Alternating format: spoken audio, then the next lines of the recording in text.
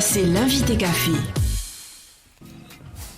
Sévane Marchand, bonjour. Bonjour. Alors, on va parler notamment de la situation financière, de l'évolution des finances communales basées sur les comptes de 2014-2017.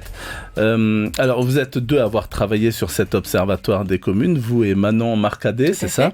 Un travail d'équipe. D'accord. Alors, tous les ans, l'Observatoire des communes compile donc des données financières des 48 communes de l'archipel. La première édition, c'était en 2014. Alors, pour commencer, il est peut-être utile d'expliquer à nos auditeurs, à ceux donc qui nous écoutent, ce qu'est l'Observatoire des communes, à qui il est destiné et pour quelle finalité. Effectivement, alors l'Observatoire des communes, c'est une publication de l'Agence française de développement de Papeete, publication qui est faite chaque année depuis 2014. Donc l'objectif pour nous, c'est vraiment de dégager des tendances générales des finances communales dans la durée. Donc montrer des évolutions, montrer des grandes tendances. Comme vous l'avez dit, on compile des analyses sur les 48 communes. Donc ça nous permet de voir les choses de manière un peu globale et de sortir du quotidien de chaque commune pour dégager des perspectives. Alors un point que vous souhaitez mettre en avant, c'est le fait que les communes, dans la gestion quotidienne, en tous les cas de leur fonctionnement, sont plutôt dans une dynamique positive. Tout à fait. Quand on analyse la section de fonctionnement des communes, on constate effectivement qu'elles ont des marges de manœuvre qui sont plutôt en amélioration, donc des équilibres financiers globaux qui sont en consolidation, avec d'une part des recettes de fonctionnement qui progressent, plus 2,9% entre 2016 et 2017, et puis des dépenses de fonctionnement qui progressent également, mais de manière plus modérée. Et donc quand on met ces deux courbes en regard, on a une épargne qui augmente, 2,8 milliards de francs d'épargne en 2017, c'est un record sur la décennie et donc c'est plutôt positif, même s'il faut reconnaître que ça reste encore un petit peu modeste. Tout à fait. Alors la reprise économique qui correspond à ces 4 dernières années n'est pas complètement étrangère à la situation des communes. Elles ont bénéficié de cette embellie ? Effectivement, le contexte général nécessairement pèse sur la dynamique économique, la dynamique également fiscale du pays, et on sait que les communes dépendent largement des subventions et de la fiscalité reversée.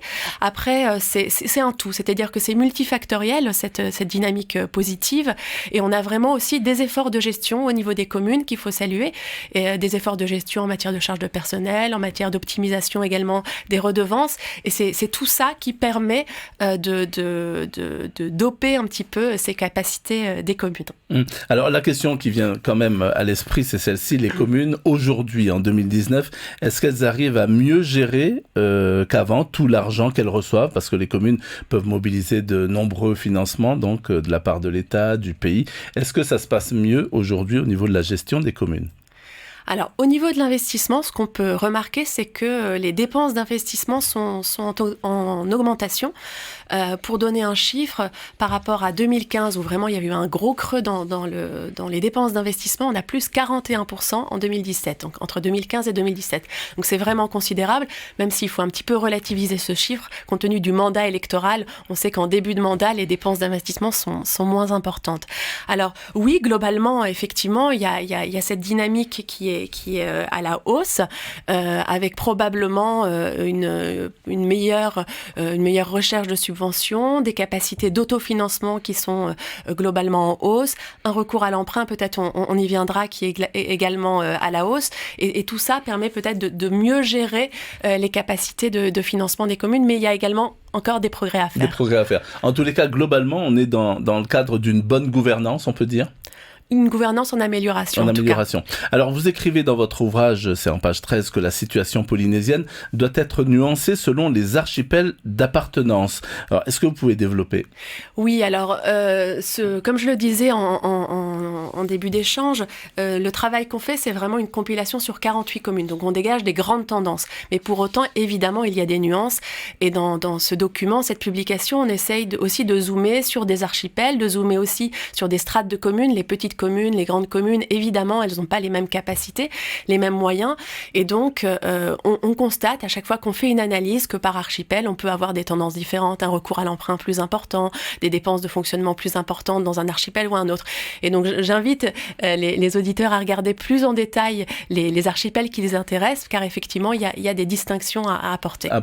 Alors, vous dites que pour que le total des investissements de la présente mandature dépasse donc celui de la précédente, l'ensemble des communes doit continuer à investir au minimum 8,4 milliards de francs par an en 2018 et en 2019. Alors question, les communes seront tributaires de la conjoncture économique, la bonne gestion et les aides de l'État comme du pays suffiront-elles à atteindre ces objectifs ?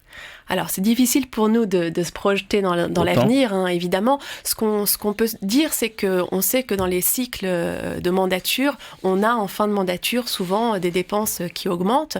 Et effectivement, on l'a constaté sur cette mandature avec vraiment une augmentation des dépenses d'investissement. Donc, on peut espérer que cette dynamique se poursuivra. En tout cas, les enjeux sont importants. Il y a vraiment de gros défis pour les communes, notamment en matière de services publics environnementaux, avec la date butoir de 2024, où elles doivent se mettre en conformité avec leurs obligations. Et clairement, il y a un enjeu collectif à leur donner les moyens et à ce qu'elles-mêmes se donnent les moyens d'investir à la hauteur des besoins. Alors, on va dire un mot sur le focus thématique de ce document, donc l'Observatoire des communes de Polynésie française. Il est résumé en une question: comment est-ce que les communes réduisent-elles leurs dépenses énergétiques ? Alors, on se rend compte que finalement, la réponse, elle est multiple. Tout à fait. Elle est multiple et l'objectif justement de ce travail, c'était d'entrer dans les spécificités des communes. Dans le document, d'une manière générale, on compile des données qui sont agrégées. Là, on a travaillé de manière un petit peu différente et on a choisi de faire des monographies parce que le message qu'on souhaite faire passer, c'est qu'en fait, certes, la question de la transition énergétique, c'est une question qui est globale, qui pose des questions assez structurantes pour les sociétés, mais au niveau local vraiment très très local, il est possible de faire des choix d'investissement et des choix de gestion qui ont un impact sur les dépenses énergétiques et sur les économies d'énergie. Et donc voilà, on a travaillé avec différentes communes, des îles du Vent, des Marquises, des Tuamotu. Il y en a d'autres aussi qui mettent en place... On ne peut pas toutes les citer, mais on relève par exemple que la commune de Punaouia est citée en exemple pour sa démarche structurée à moyen et long terme et pour une vision pluriannuelle de ses investissements dans la transition énergétique. Il y a aussi Fatuhiva aux Marquises, qui est la première commune de Polynésie française à produire de l'énergie 100% renouvelable. Au total, est-ce qu'il y a plus de bons élèves finalement que de mauvais élèves ? Alors, c'est un petit peu difficile à dire. Ce qu'on peut noter, c'est qu'il y a des évolutions. Quand on regarde justement les chiffres, on voit qu'il y a des chiffres de dépenses d'électricité ou de charges de carburant qui sont soit stables, soit légèrement à la baisse quand on compile les chiffres au global. Donc, c'est un indicateur qui est intéressant, même si c'est toujours difficile d'interpréter ce type d'indicateur. Clairement, il y a des initiatives qui sont intéressantes et l'objectif de ce focus, c'était de les mettre en avant pour inspirer les autres communes. Alors, en conclusion, vous dites en somme, donc en conclusion de ce document, vous dites que finalement, il y a eu des améliorations, donc vous l'avez évoqué tout à l'heure, mais ces évolutions sont insuffisantes. Donc, en gros, c'est bien, mais peut mieux faire, quoi. Oui, c'est un petit peu l'idée, mais de toute façon, on peut toujours mieux faire.